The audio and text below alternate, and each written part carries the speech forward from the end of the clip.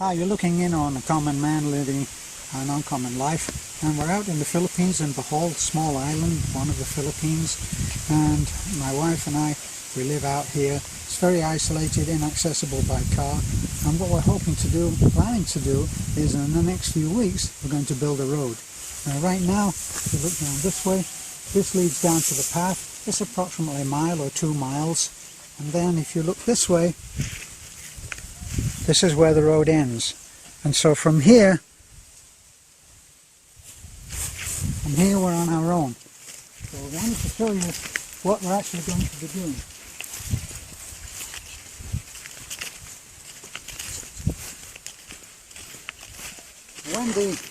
When the rains come, this is really, really hazardous for the bike. It comes this point right here where the drier part would be to go onto the higher land. But if for some reason you have to stop or you stall, this is where you go, because even though this looks like solid land, in fact there's nothing here to put your foot down on.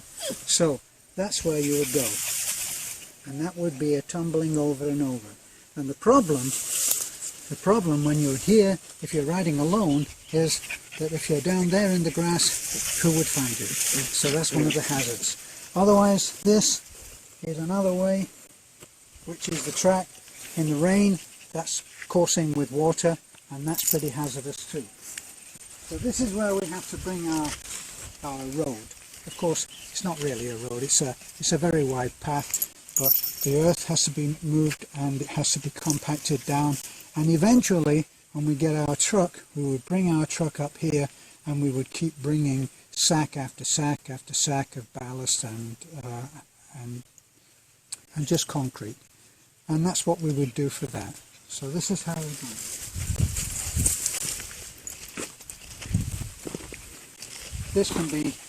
This can be hard in the bike, especially with 2 people.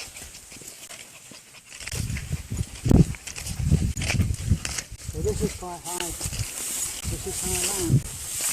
This is what we would have to come now. When we first do it, when we first start, we don't have the finances to get the grader in, so we'll have to do this by hand, or with a carabao and a plough, which would come up here, put a furrow down there, and then the earth will be moved over by hand.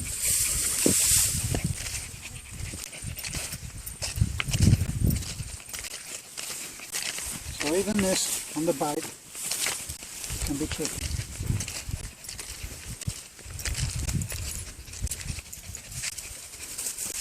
So I guess like everybody, like everyone, we have our little pet names. This particular section,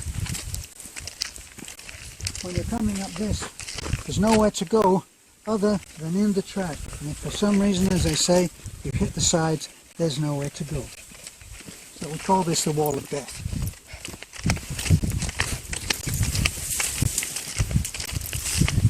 All of this changes a great deal as soon as you get rain. So we would be coming up here with the plough, we'd be coming, and then by hand we would be moving all of this earth over and down and compacting it by hand.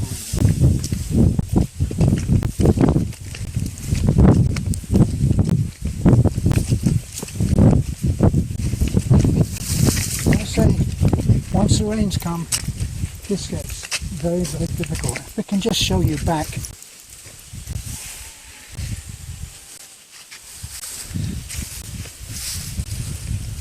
You can see that going up on the bike when it's raining, and these are natural channelways for water to be draining off. It's the most easy place, so it drains down into the path and then courses down and makes riding the bike quite difficult. So we'll be coming around.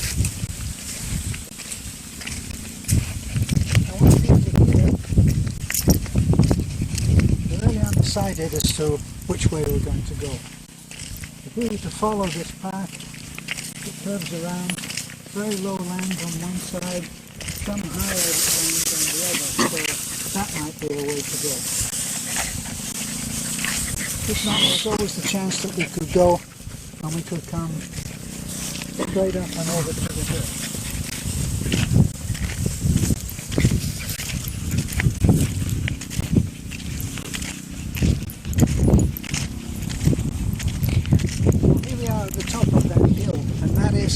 that is one section, and that's what would be our challenge. We don't have the finances, and that's why we have a fundraiser going on GoFundMe, and we're looking for donations. This little section of road is no great, huge, pioneering challenge, but it would benefit quite a few families, and so we're asking for donations. Right over there, that's where the path is going to go, past the trees. And over there in the far distance, you might possibly be able to see a little hint of red, and that's our house.